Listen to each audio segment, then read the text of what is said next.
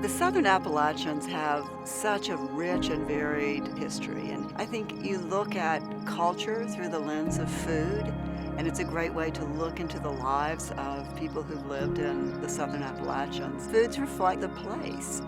The food and history go together, so you can't separate them. If you come and you eat some of this, you're eating history. You're taking that in.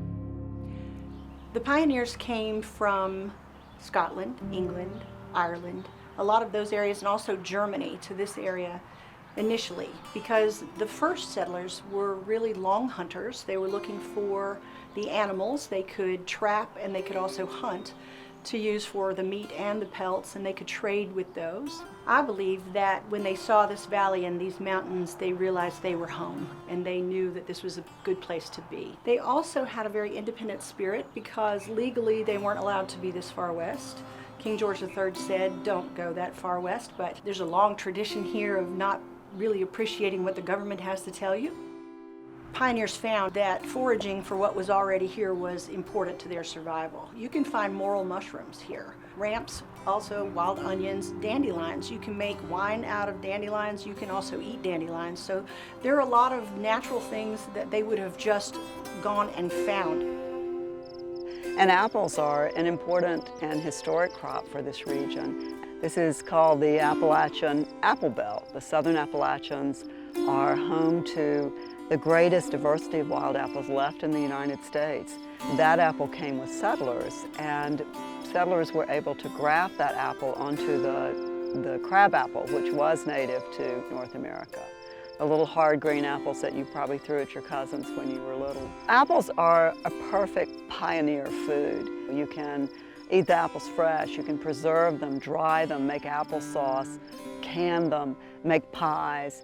And of course, you can ferment them as well. You can make hard cider. Historically, the Appalachian homesteader would have used the various parts of their variable land to grow or raise different things. So some areas would be appropriate for larger crops like maybe wheat or corn.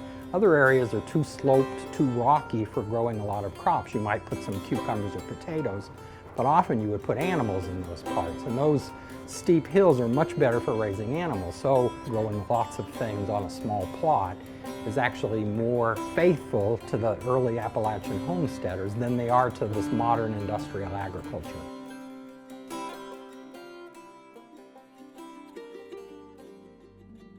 The railroad actually brought the mine here, and then they opened the mine, and it brought in so many different ethnicities and races. A lot of these guys were brought from Ellis Island, and they were brought here on the hopes and dreams of a better life, when in fact they've got here and they literally were owned by the company. They were paid by script. They were living in company homes. They were paid by the company, and they had to spend the money in the company store. And they brought their cultures to our world, which then became the melting pot. They brought different foods, different religions. So when I say we had Italians, we had Hungarians, we had Polish, Scottish, Irish, Russian, Catholic, I mean, you name all of these different races and ethnicities. When Hungarians came here, they not only brought their immaculate ways of masonry and carpentry, but they also brought the love of their food.